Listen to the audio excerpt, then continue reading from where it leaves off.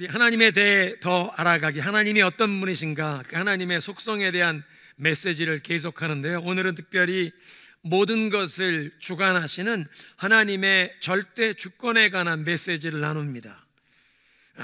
하나님의 절대 주권이란 우리가 함께 읽은 이 12절에 있는 말씀처럼 하나님께서 만물의 주제, 온 우주 만물의 주인이 되시고 절대적인 통치자가 되심을 말하는 것입니다. 우리 함께 따라하겠습니다. 하나님께서 만물의 주인이 되신다.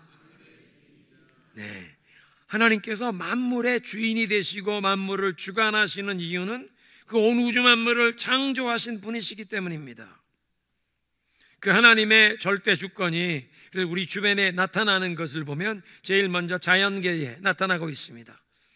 하늘과 땅, 산과 들, 바다와 그 모든 자연계를 창조하셨을 뿐 아니라 지금도 하나님께서 그것을 다스리시고 주관하고 계십니다. 그래서 자연계의 이 돌아가는 질서와 원리를 하나님이 세우셨고, 원하실 때는 그 자연계가 돌아가는 원리를 초월하는 기적을 행하십니다. 하나님께서는 우주 만물을 창조하신 절대자가 되시기 때문에 그 모든 피조물이 반드시 순종해야만 하는, 지켜야만 하는 그 법과 원칙에 제한을 받지 않으시기에 하나님이 원하실 때는 과학적으로 의학의 틀 안에서 이해할 수 없는 그런 기적도 행하시는 줄로 믿습니다. 자연계를 다스리신다. 두 번째로 하나님이 역사를 주관하십니다. 성경이 가르치시는 바는 이 인류의 역사가 하나님의 뜻과 계획대로 하나님이 계획하신 목표 지점을 향해 흘러가고 있다는 것입니다. 특별히 역사의 클라이맥스, 예수 그리스도께서 그 천사들의 호의를 받으시면서 영광 중에 다시 오시는 예수 그리스도의 재림이 인류 역사의 클라이맥스. 그래서 우리 주변에 지금 전쟁과 여러 가지 재난, 많은 이 혼돈 상황이 있는 것 같지만 하나님이 역사를 주관하셔서 인류의 역사는 하나님이 정하신 귀결점을 향해 가고 있는 줄로 믿습니다. 따라하십니다. 하나님께서 역사를 주관하신다. 이건 거시적인 시각으로 하나님이 인류 역사를 주관하신다는 것인데, 또 세 번째로 개인적으로 우리 개개인의 삶 가운데 하나님께서 사람들의 생애를 주관하십니다. 성경이 가르치시는 바는 하나님께서 우리 각 사람이 언제 어디에서 태어날 것을 정하셨다는 것입니다. 사도행전 17장 26절에 사도 바울이 그리스의 아테네에 가서 그 당시 아우로파거스, 그 당시에 가장 많은 이런 철학자들, 학자들이 모여있는 그곳에서 설교를 하는데 이런 얘기를 합니다. 하나님께서 한 민족으로부터 모든 민족을 만들어 온 땅에 퍼져 살게 하셨고, 각 나라의 연대를 미리 정하시고 그들의 국경도 정해 주셨습니다. 하나님께서 각 나라와 민족의 연대를 정하시고 그들의 국경을 정해 주셨다. 이것이 국가와 민족의 차원뿐만 아니라 우리 각 사람을 향해서도 하나님께서 언제, 어떤 민족, 어떤 가문, 어떤 부모님 슬하에서 우리가 태어날 것인지를 하나님이 정하셨다는 것입니다. 하나님의 절대 주권적인 섭리 가운데 어느 시대, 어떤 민족, 어떤 가문, 어떤 부모님 슬하에서 태어날 것인가 하나님이 정해주셨다. 뿐만 아니라 우리 각 사람에게 천부적인 재능과 소질을 하나님이 주신다는 것입니다. 하나님께서 모세에게 이 성막을 만들 것을 보여주십니다. 어떻게 죄 많은 인간들이 하나님께 나와 예배하며, 더 중요한 것은 이 죄인들이 거룩하신 하나님 앞에 멸망당하지 않고 어떻게 하나님의 임재를 경험하는, 죄사함을 경험하고 하나님의 임재를 경험하며 예배하는 그 계시를 보여주신 것인데, 그 성막을 하나님이 보여주신 그 모형 그대로 만들라. 그러면서 말씀하시는데, 내가 한 사람을 지명하여 이 성막을 만드는 일을 돕게 하겠다. 출애굽기 31장 1절부터 여호와께서 모세에게 말씀하여 이르시되, 내가 유다 지파 훌의 손자요 우리의 아들인 부살레를 지명하여 부르고 하나님의 영을 그에게 충만하게 하여 지혜와 총명과 지식과 여러 가지 재주로 정교한 일을 연구하여 금과 은과 노수로 만들게 하며 보석을 깎아 물리며 여러 가지 기술로 나무를 새겨 만들게 하리라. 성전에서 하나님을 예배하는데 쓰임받는 그 모든 거룩한 기명, 가구들을 어떻게 만들 것인지 금초대, 그냥 금으로 한 금 덩어리를 두드려 쳐서 그 살구나무 잎사귀에 7 브랜치에 그 금 등잔을 어떻게 만들 것인지, 하나님이 주신 재능으로, 지식으로 이 모든 것을 만들게 하신다. 하나님이 이런 재주와 재능을 주신다는 말씀이신데, 부살렐에게만 이 성막을 만드는 그런 재주와 재능을 주신 것이 아니라 하나님께서 우리 모두에게도 재주와 재능, 은사를 주셔서 하나님의 영광을 위해 쓰임받고 많은 사람을 축복하는 데 쓰임받게 하실 줄로 믿습니다. 하나님께서 우리에게도 재능과 은사를 주셨다. 뿐만 아니라 하나님께서 우리 각 사람의 얼마나 오래 살 것인지 우리의 수명을 정하셨다. 욥기 14장 5절, 현대인의 성경입니다. 주께서는 인생에 사는 날과 달수를 미리 정하시고 아무도 그 이상은 살지 못하도록 수명의 한계를 정해 놓으셨다. 하나님께서 우리 각 사람에게 이 수명의 한계를 정해 주신다는 것입니다. 이렇게 하나님께서 자연계를 주관하시고 인류 역사를 주관하시고 또 더 개인적으로 우리 각 사람의 삶을 주관하신다면 우리에게 어떤 선택의 여지가 있는가? 우리가 무엇을 선택하고 결정할 수 있는 자유의지를 주셨느냐? 그런 질문입니다. 물론 자유의지가 주어졌지만 제한적인 자유인데 인간이 뛰어넘을 수 없는 한계를 하나님이 세우셨다는 뜻입니다. 누구든지 사람이 완전히 제 마음대로 살 수 있는 사람은 없습니다. 하나님께서 우리 각 사람을 지으실 때 지정의를 가진 인격적인 존재로 지으셔서 우리 각 사람이 선택하고 결정할 수 있는 자유를 주셨는데, 그런데 그런 선택과 결정에 따르는 그 결과는 우리가 자유롭지 않다는 것입니다. 예를 들면 장기, 바둑이나 체스를 하나님과 두는 것으로 생각해 보시기 바랍니다. 여러분, 바둑이나 체스를 둔다면 무진장한 가능성이 있지만 체스에, 바둑에 룰이 있는 것처럼 하나님이 세우신 이 창조세계에 피조물된 우리 모든 사람들이 지켜야 하는 그 원리와 법칙을 벗어날 수 없다는 것입니다.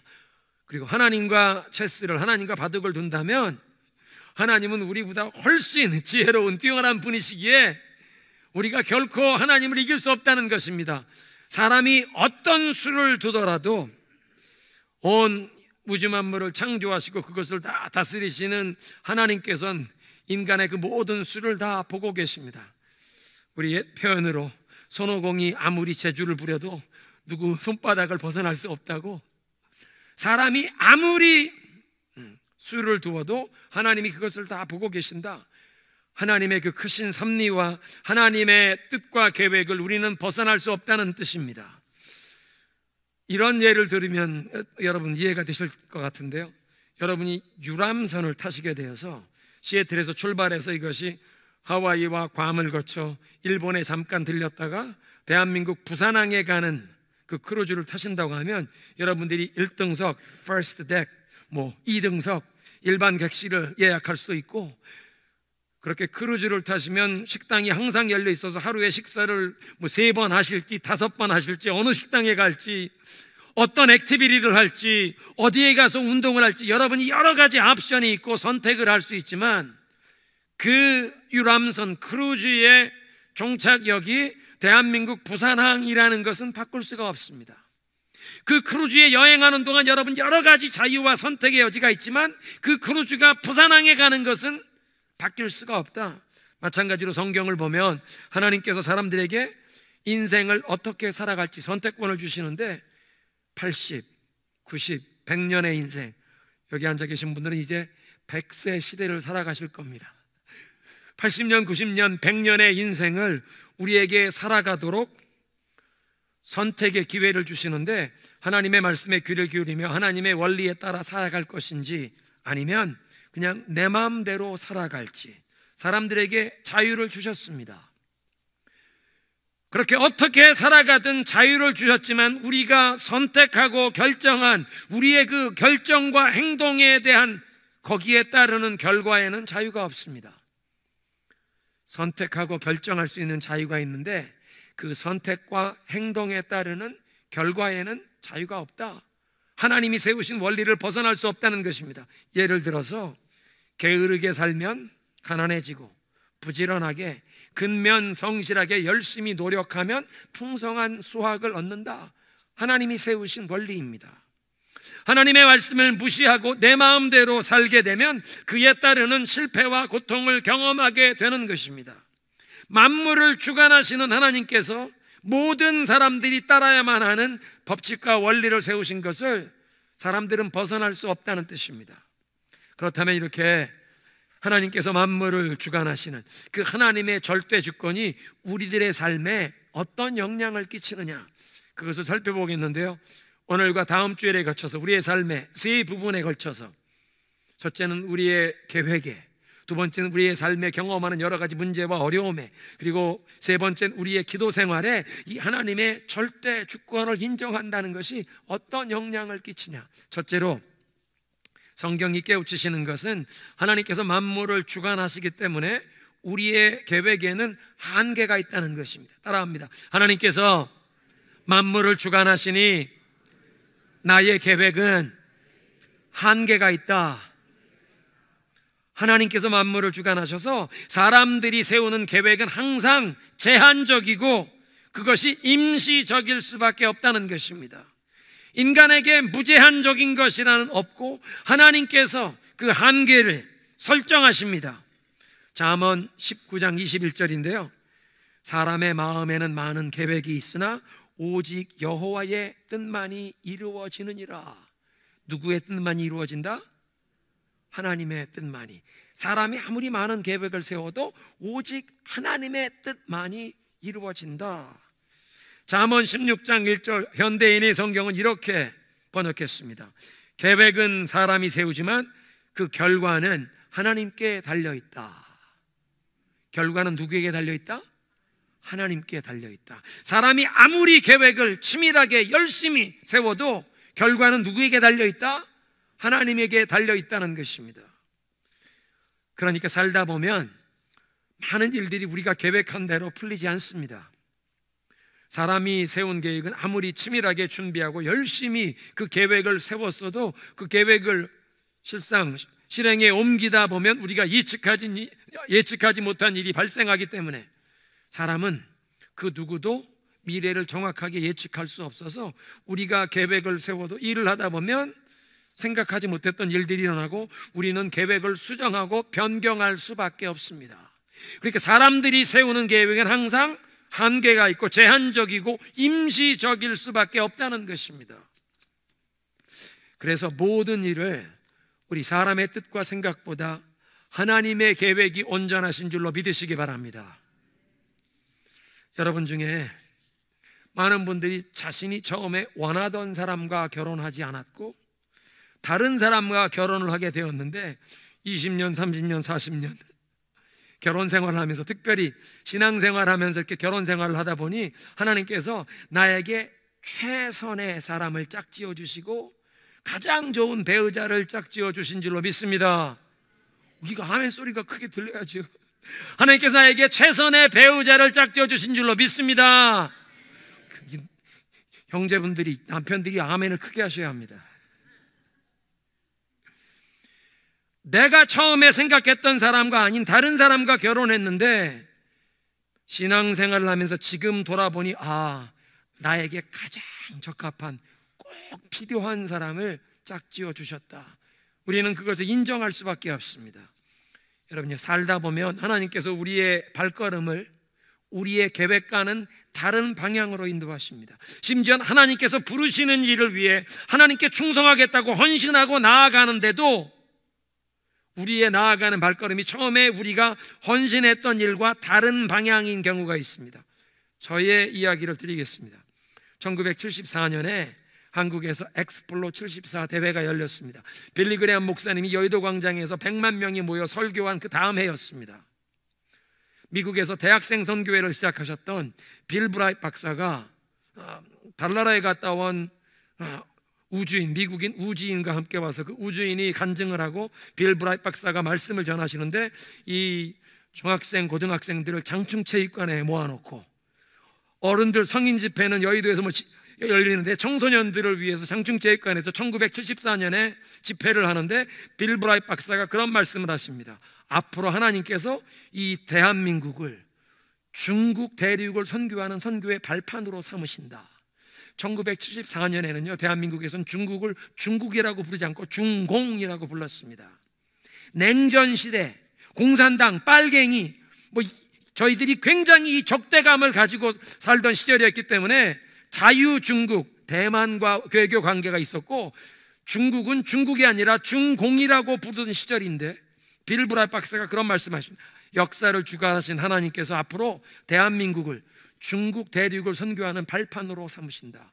그리고 장충체육관에 모인 청소년들에게 이 가운데 하나님께서 앞으로 중국 대륙을 선교하는데 거기에 쓰임받기 원하는 사람, 헌신할 사람 일어나라. 중학교 2학년 학생 제가 일어나 헌신했습니다. 중공, 공산당 나라, 한국 사람들은 외교관계 수립할 수 있다는 거 상상도 못하던 시절이었습니다. 근데 하나님의 뜻에 헌신한 것입니다. 중학교 2학년 학생이. 그런데 저도 몰랐는데 고등학교 3학년 때 부모님을 따라서 뉴욕으로 온 가족이 이민을 오게 되었습니다. 중학교 2학년 때는 저희 가정이 미국으로 이민 갈 것을 몰랐습니다. 고등학교 3학년 때 부모님 따라 미국에 이민 와서 고등학교 3학년 때 뉴욕에서 우리 한인교회 참석하면서 청소년부에 놀라운 영적 부흥이 일어나고 교회 부흥에 참석하고 말씀을 듣다가 깨닫게 되는데 하나님께서 나를 미국에 부르셔서 이 미국에 사는 사람들은 앞으로 중국에도 여행을 다시 한번 선교에 재헌신하는 그런 기회가 생기고 대학을 준비하면서 대학 전공을 컴퓨터 사이언스를 지원했습니다. 앞으로 신학교를 졸업한 목회자들이 선교사라 갈 수 없는 나라, 창의 접근 지역, 제한 지역에 이슬람권이나 중공과 같은 공산주의 나라에 내가 컴퓨터 기술자가 돼서 그것 가지고 선교사로 가야겠다. 대학교에서 컴퓨터 사이언스를 전공하고 87년도에 졸업하고 뉴욕에서 IT 프로페셔널로 일을 하고 있을 때 87년 12월 성탄절 다음 날부터 일리노이 주립대학 얼바나 샴페인 캠퍼스에서 얼바나 87 선교대회 청년 대학생 2만 명이 모였습니다. 그 2만 명이 모였던 얼바나 87 선교대회의 주제는 Urban Mission, 도시의 선교였습니다. 그 선교의 말씀을 전하시는 주의 종들이 그런 말씀을 하십니다. 하나님께서 전 세계 수많은 이민자들을 미국에 불러주시는데 미국의 게이트웨이 시티에 불러주신다. 폴란드 사람들이 제일 많이 모여 사는 도시, 폴란드 밖에 있는 도시는 미국의 시카고다. 그리스 사람들이 그리스 밖에 제일 많이 모여 사는 곳은 뉴욕시티의 아스토리아, 퀸즈다. 여러분 아셨습니까? 미국에 있는 게이트웨이 시티에 하나님께서 전 세계 사람들을 불러 모아 주시는데 그래서 선교지에 있는 사람들을 미국의 이 게이트웨이 시티에 불러주시니 이제 이 대도시에서 전 세계 사람들을 향해 복음을 전하는 선교 사역을 할 수 있다. 그런 말씀을 들으면서 제 마음이 뜨거워졌습니다. 하나님께서 한인 이민교회들을 다 이 게이트웨이 시티, 미국의 도시에 세워주셨구나. 그리고 대학생 때 이미 제가 이 한인교회를 몇 년을 섬기면서 보니까 미국에 온 이민자 열심히 일하면서 자녀들 교육시키기 위해 열심히 일하시는 우리 이민 1세대 부모님들과 이곳에서 자라는 2세들, 미국에서 교육을 받는 영어를 사용하는 영어권 미국 문화에 익숙한 2세들과 이민 온 1세들 사이에 언어의 장벽, 문화의 차이가 있다는 걸 보고 누군가 이걸 도와야 하는데 하나님이 나 같은 사람을 부르시는구나. 나를 하나님께서 이 미국의 게이트웨이에 세워주신 한인 이민교회에서 1세와 2세를 연결하는 그런 사역을 하며 한인교회가 한국 사람만 모이는 교회가 아니라 선교를 하는 교회가 되도록 그렇게 섬기게 하시는구나. 헌신하게 되었습니다. 중국 선교사로 헌신하는 줄 알았는데 한인 이민교회를 위해 특별히 이 문화적인 언어적인 차이가 있는 이 상황 가운데 섬기라고 부르시는구나. 그렇게 헌신하면서 신학교를 갔습니다. 89년도에 신학교를 가면서 청소년 사역을 시작하면서 하나님께서 나를 이 청소년 사역에 헌신하게 하시는구나. 저는 일평생 유스 패스터가 제 라이프타임 콜링인 줄 알았습니다. 근데 때가 지나면서 하나님이 점점 저를 청년 사역하게 하시다가 선교 목사로 6년간 봉사하게 하시다가 이제 타코마 중앙장로교회 다문화권 가정들이 있는 타코마의 담임 목사님으로 저를 세우셨습니다. 18년 차입니다. 중국 선교회를 위해 헌신하는 줄 알았는데 이민교회, 다문화권 가정들이 모이는 교회 담임 목사로 세우셨습니다. 제가 하나님의 뜻에 헌신한다고 생각했는데 제 발걸음을 인도하신 하나님의 계획은 제가 처음에 헌신하고 처음에 생각했던 계획과는 다른 방향으로, 그러나 그 모든 일이 하나님의 큰 뜻과 그림 안에 이루어진 줄로 믿으시기 바랍니다. 나의 발걸음을 하나님의 계획 안에 이끌어 가시는데 나의 생각, 나의 계획과는 다른 모습으로 인도하시더라는 것입니다. 그러니까 성경은 하나님께서 만물을 주관하시기에 나의 계획에는 한계가 있다, 제한적이다. 그러니까 그냥 하나님께 순복하며 나아가야 할 것을 가르치시는데 그에 반하는 잘못된 마음 자세로 살아갈 수 있습니다. 예를 들어서 하나님과 상관없이 그냥 나의 지식과 경험에 의존해서 내가 어떤 목표와 계획을 세울 때 나의 목표와 나의 꿈을 오직 나의 땀과 노력으로 이루어 가리라 자수성가하겠다는 굳은 집념만 있으면 어떤 일도 불가능이 없다는 그런 자신감, 그런 확신으로 내가 계획을 세우고 그 계획을, 그 목표를 성취하기에 열심히 노력만 하면 된다. 그러면 그 목표를, 소원을 성취할 수 있다는 이런 기대감, 확신, 자신감, 이걸 성경은 어리석음이라고 말씀하시고 제멋대로 추정하는 죄라고 하십니다. Sin of presumption. 실체, 삶의 리얼리티는 그렇지 않은데 내가 그렇다고 잘못 착각하는, 추정하는 죄. 잠언 27장 1절은 이렇게 말씀하십니다. 너는 내일 일을 자랑하지 말라. 하루 동안에 무슨 일이 일어날지 알지 못함이니라. 내일 일, 내가 어떤 계획을 세워서 내일 어떤 일을 하겠다고 미래를 향한 나의 계획을 자랑하지 말라는 것입니다. 그것을 신뢰하고 확신하며 그걸 내세우지 말라는 것입니다. 하루 동안에 무슨 일이 일어날지 모른다는 것입니다. 하나님이 허락하셔야 내일 내가 호흡하고 깨어나고 살아있는 것이지 내일의 계획 내가 장담할 수 없다는 것입니다. 야고보서 4장 13절부터 우리말 성경입니다. 자, 이제 오늘이나 내일 어느 도시에 가서 1년 동안 지내며 돈을 벌겠다고 말하는 사람들이요, 여러분은 내일 무슨 일이 일어날지 모르며 여러분의 생명이 무엇인지 알지 못합니다. 여러분은 잠깐 있다가 없어지는 안개와 같은 존재입니다. 그러니 여러분은 주님의 뜻이면 우리가 살기도 하고 이런저런 것을 하리라 라고 말하십시오. 주님의 뜻이면 내가 살기도 하고 이런 일 저런 일을 할 수 있겠다. 주님의 뜻이면. 그래서 신앙을 가진 우리는 앞날을 예비하며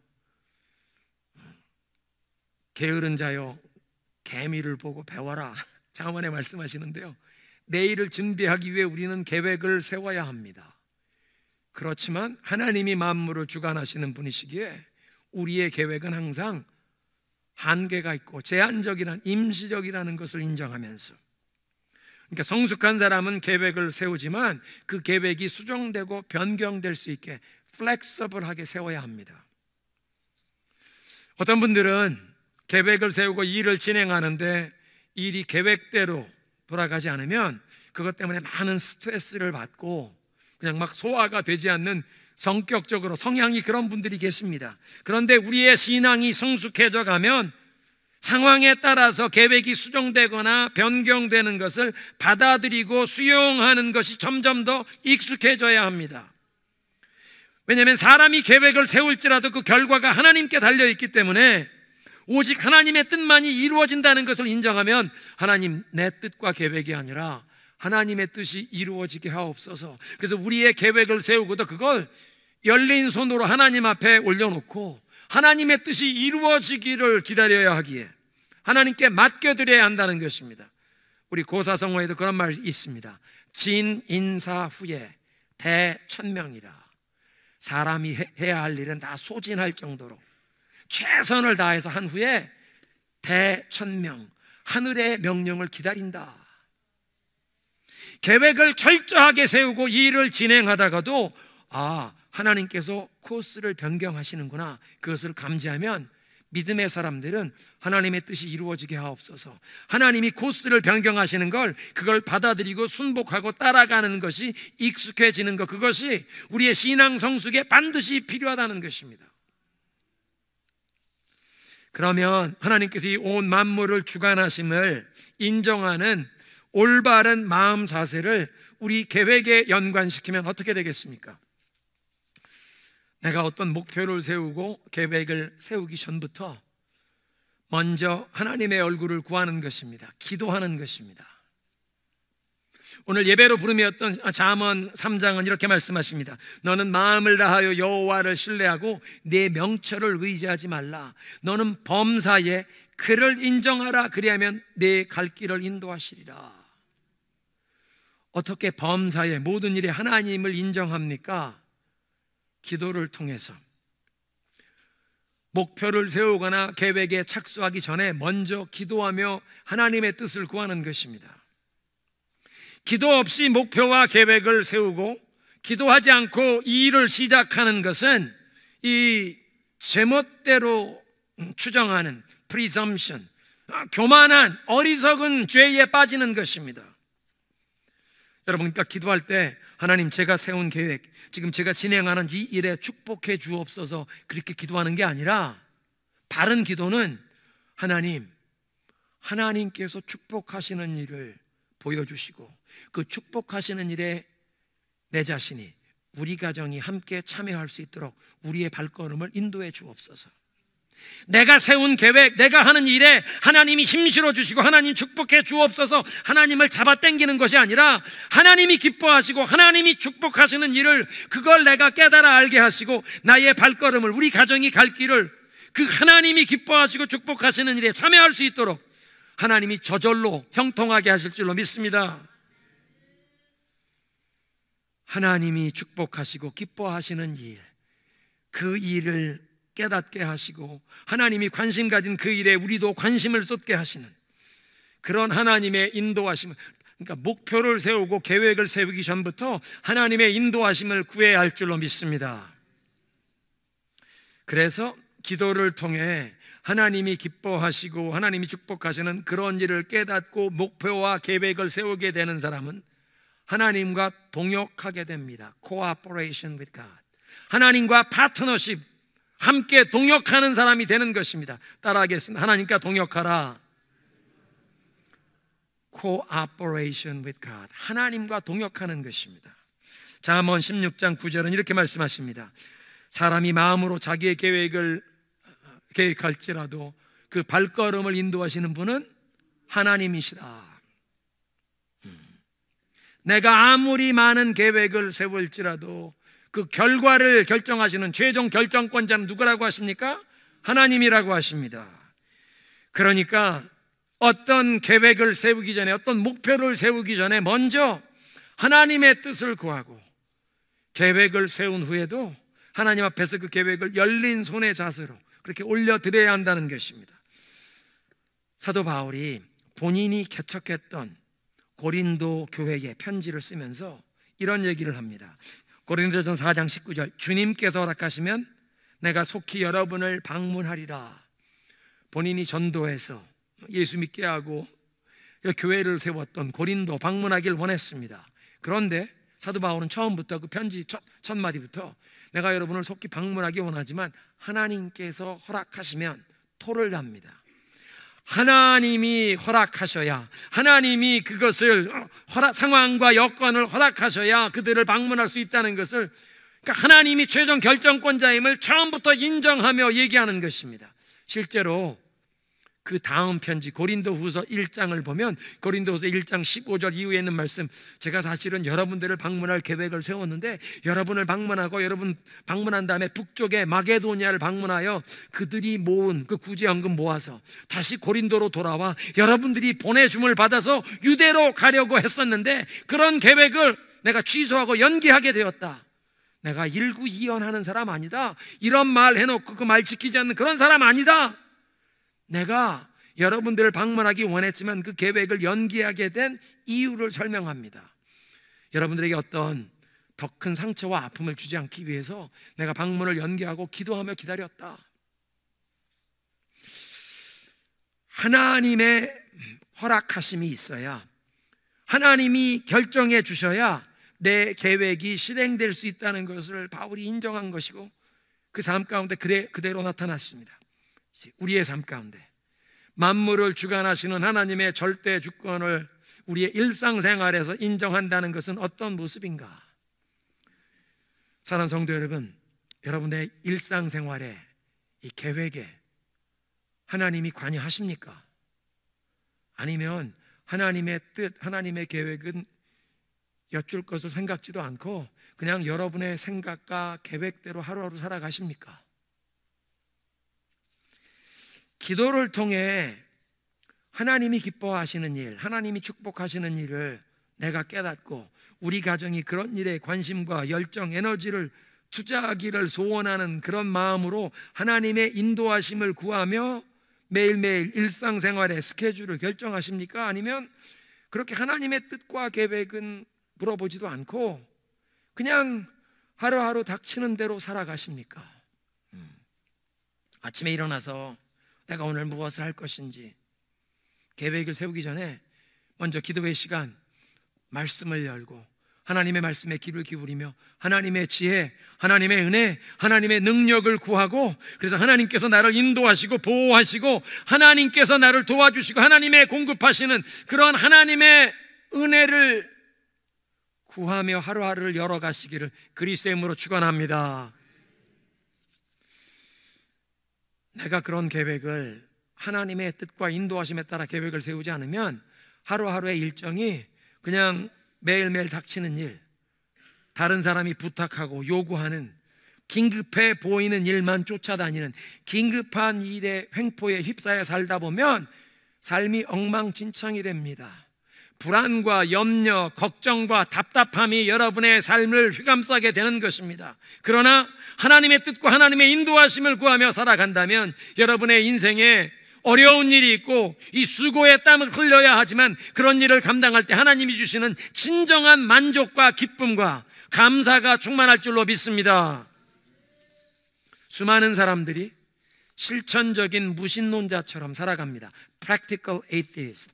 입술로는 하나님을 믿는다고 얘기하지만 살아가는 모습을 보면 하나님을 믿지 않는 사람들과 아무런 차이점 없이 살아가기에 실천적인 무신론자, 삶의 모습은 무신론자처럼 살아간다는 뜻입니다. 신앙 없는 사람과 아무런 차이 없는 그런 삶. 왜냐하면 하나님께서 만물을 다스리시는, 만물을 주관하시는 주인이 아닌 것처럼 살아가기 때문입니다.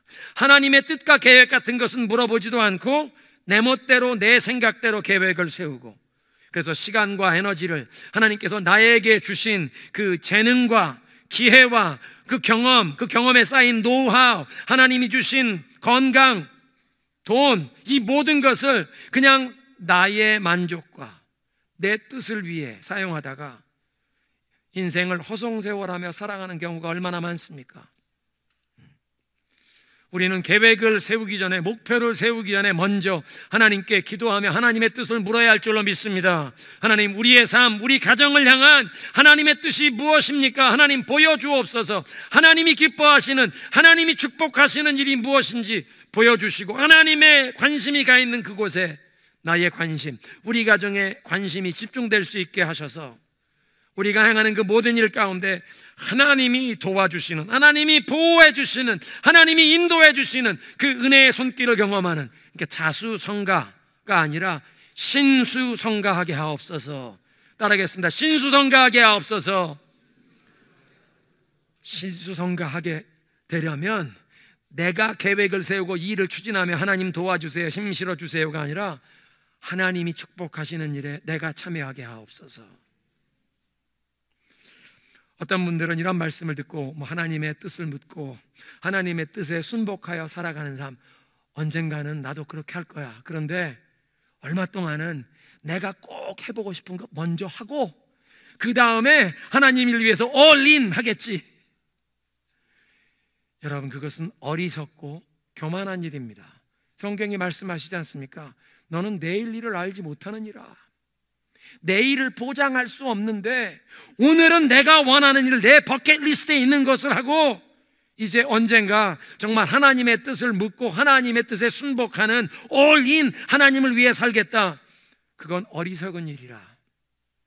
사랑하는 성도 여러분, 오늘부터 신수성가하는 삶이 되기 위하여 하나님이 기뻐하시는 일, 하나님이 축복하시는 일을 묻고 하나님의 인도하심을 구하며 사시도록 결단하시길 그리스도의 이름으로 축원합니다.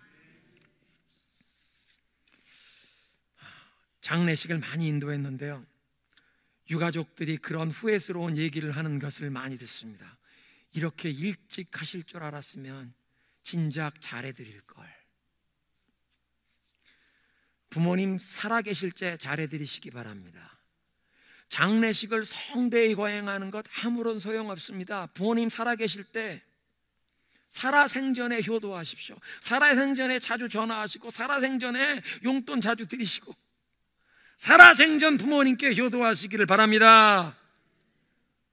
그리고 내일을 기다리는 것이 아니라 오늘 사랑과 감사를 표현하시고 칭찬과 격려를 표현하시기 바랍니다. 이렇게 쇠약해지기 전에 건강할 때 주님을 위해 더 열심히 충성할 걸 후회하시는 어르신을 보았습니다. 여러분, 후회하시는 것이 아니라 오늘부터 하나님의 뜻을 구하고 그 하나님의 뜻에 순복하며 사는 그런 삶으로 나아가셔서 여러분의 모든 행하는 일에, 여러분의 수고에 하나님이 주시는 진정한 평안과 만족, 기쁨과 감사를 경험하게 되시길 주님의 이름으로 축원합니다. 제 말씀을 정리합니다. 만물을 주관하신 하나님께서 자연계를 주관하시고 인류 역사를 주관하십니다. 더 중요하게 우리들의 삶을 주관하십니다. 하나님께서 우리에게 자유롭게 선택할 수 있는 자유의지를 주셨지만 우리가 선택한 행동의 결과에는 선택권이 없습니다. 그래서 우리는 하나님의 그 원리, 하나님의 말씀대로 살기로 선택해야 합니다. 하나님이 만물을 주관하시기에 사람이 세우는 계획에는 항상 한계가 있습니다. 제한적입니다. 그래서 우리가 세우는 계획에는 항상 수정과 변경이 필요할 수 있습니다. 신앙의 성숙이라고 하는 것은 내가 계획을 철저하게 세우면서도 주님 앞에 열린 손으로 나의 뜻이 아니라 하나님의 뜻이 이루어지게 하옵소서. 하나님이 방향을 바꾸실 때 그걸 순종하며 따라가는 자세. 우리의 일상생활에서 여러분 목표와 계획을 세우시기 전부터 하나님의 얼굴을 구하시고 하나님의 뜻을, 하나님의 인도하심을 구하시기 바랍니다. 말씀을 펴놓고 기도하면서 하나님의 지혜, 하나님의 능력, 하나님의 은혜를 구하시면서 내가 하는 이 일을 하나님이 축복해 달라고 기도하는 게 아니라 하나님이 축복하시는 일, 하나님이 기뻐하시는 일을 보여주옵소서. 하나님의 관심이 쏘여 있는 그곳에 나의 삶, 우리 가정의 관심이, 우리 가정의 에너지가 투자되어 하나님과 동역하는, 그래서 하나님의 도우심의 손길을 입어 신수성가하는 인생 가정이 되게 하옵소서.